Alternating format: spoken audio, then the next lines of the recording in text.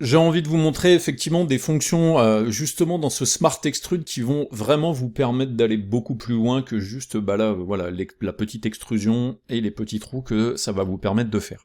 Je vais faire juste une nouvelle scène, je fais un petit reset, et je vais partir par exemple à nouveau sur une boîte, tout ce qu'il y a de plus basique, et je vais lui donner encore une fois donc la dimension de 50 cm, Create, et je vais donc tout de suite ici venir, alors je vais faire par exemple cette fois-ci plutôt un convertir en Editable Poly pour vous montrer qu'on peut effectivement le faire de cette manière-là.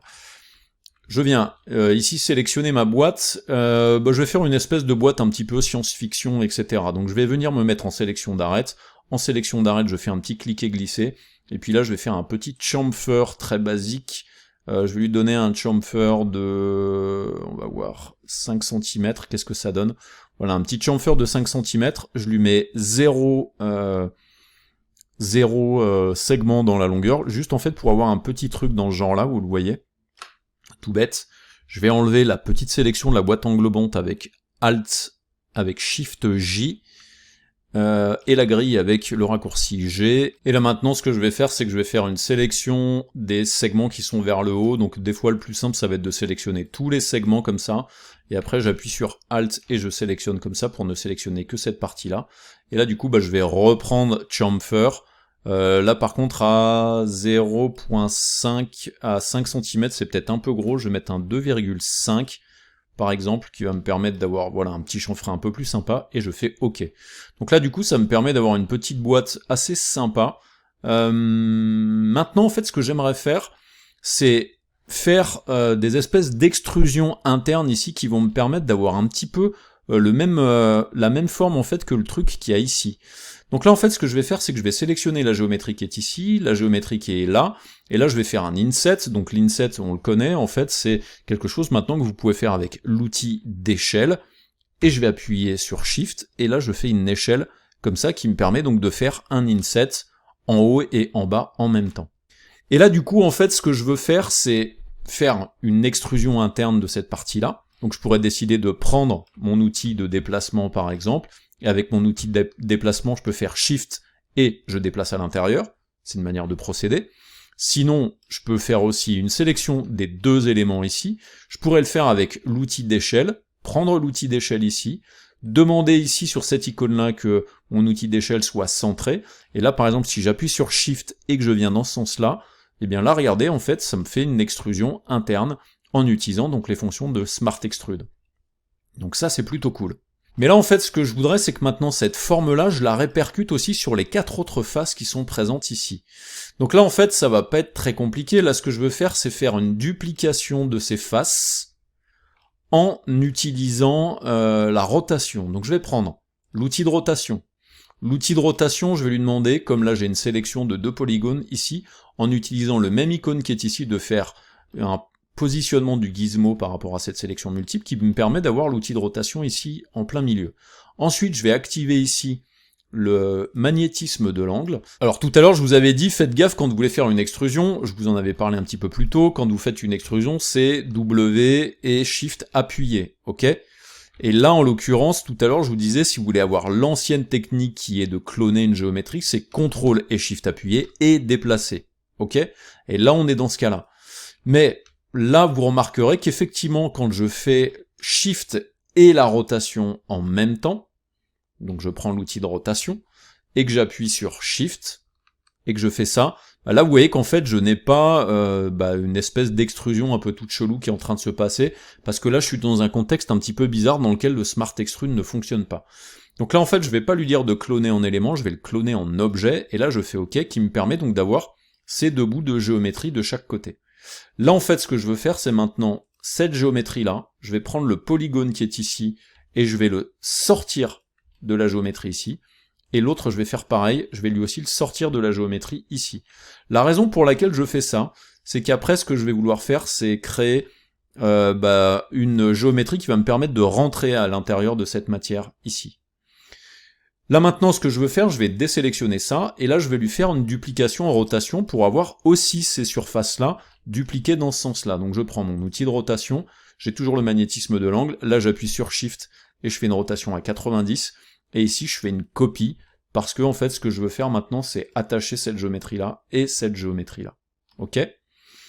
Et ensuite, ce qui va me permettre de faire une extrusion et de faire les géométries, les trous à l'intérieur de cette boîte-là, c'est malheureusement pas avec un contexte similaire à celui-là. Là, par exemple, regardez, si par exemple j'attache ma boîte à ces géométries-là, donc là je fais attache, j'attache ces géométries-là, et là si par exemple je viens prendre ce polygone ici, j'appuie sur Shift et je fais ça, là vous voyez en fait je peux rien faire avec, ça ne me permet pas de faire un Smart Extrude. Donc je vais revenir en arrière avant d'avoir attaché les deux, et là en fait ce qu'il faut que je fasse c'est que je donne une épaisseur à ces géométries-là. Donc je vais aller lui mettre un modificateur qui s'appelle le modificateur Shell, que certains d'entre vous connaissent, parce que c'est un modificateur qu'on utilise souvent pour avoir voilà, des géométries polygonales de cette manière-là. Alors, globalement, normalement, il faudrait que je mette une géométrie en extérieur pour avoir quelque chose de potable. Et là, regardez, je vais faire une sélection. Alors en fait, j'en ai fait potentiellement... Non, si c'est bon, j'avais oublié que c'est pas un trou que je veux faire. Donc là maintenant, en fait, ce que je vais faire, c'est que je vais sélectionner ma boîte, et maintenant, il faut que ce soit une seule et même géométrie pour que le Smart Extrude fonctionne. Donc je sélectionne cet élément-là, je vais ensuite dans Attache, et je l'attache avec cette géométrie-là. Et là, regardez maintenant, je vais prendre... Donc je désélectionne Attache, je prends mon outil de sélection, et là maintenant, avec mon outil de sélection et de déplacement, j'appuie sur Shift, et je viens ici, et là, regardez ce qu'il fait, il crée une connexion automatiquement, vous voyez, il y a des arêtes qui se créent automatiquement, et là la connexion est faite. Je vais faire la même chose sur celui-là, clique, et je viens là, et là vous voyez, il fait la connexion.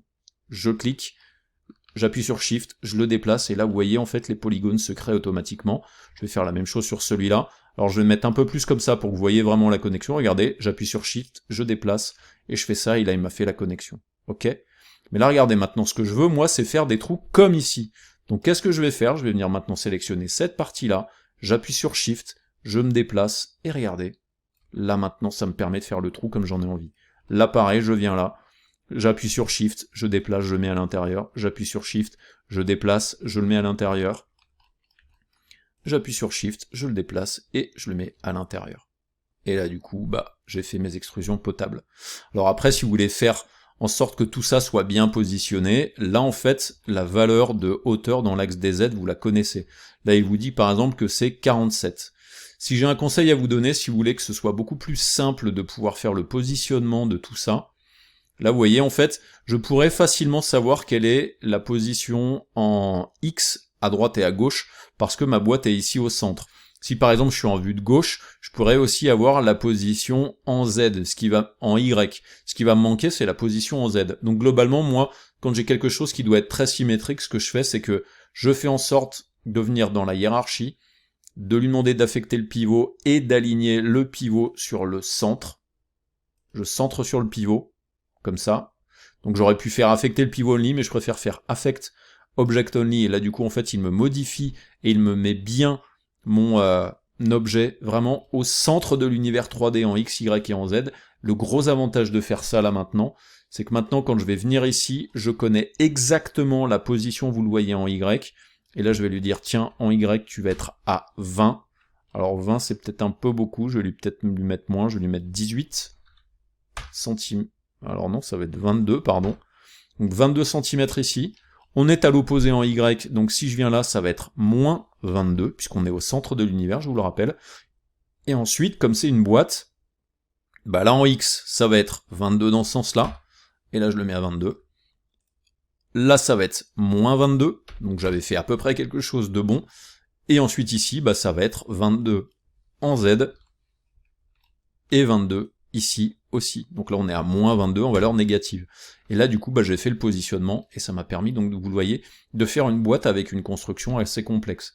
Alors on aurait pu faire une extrusion interne, on aurait pu faire après des chanfreins, ça nous aurait permis de faire la même chose, mais là globalement vous voyez ça permet vraiment de faire une modélisation dans laquelle on a un truc extrêmement symétrique qui est plutôt cool. Après globalement j'ai juste besoin de faire peut-être un petit truc comme ça.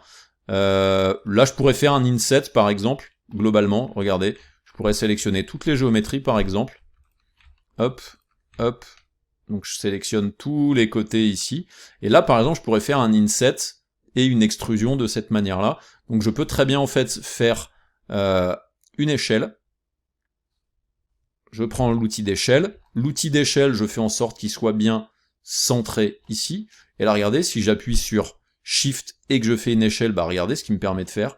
Bah, il me permet là de faire tout de suite un chanfrein. Vous voyez? Et en plus de ça, un inset. Et là, du coup, j'ai le chanfrein de l'extérieur. Et maintenant, après, je peux venir ici, faire une sélection uniquement des bords extérieurs avec mes géométries ici. En sélection d'arête, je sélectionne le bord de chacune de mes géométries ici, pour faire proprement mes chanfreins. Donc là c'est bon, là c'est bon, là c'est bon, et là c'est bon. Et après bah, je fais un petit chamfer là-dessus. Bon, on va faire un chamfer un peu moins violent, hein. 1 cm ça devrait être correct, peut-être un petit peu moins, non, globalement par rapport à la géométrie c'est à peu près ça, ou un 0,8. Voilà, je valide, et là du coup bah, j'ai fait ma petite boîte SF, voilà, propre, en utilisant donc le Smart Extrude, donc ça c'est plutôt cool.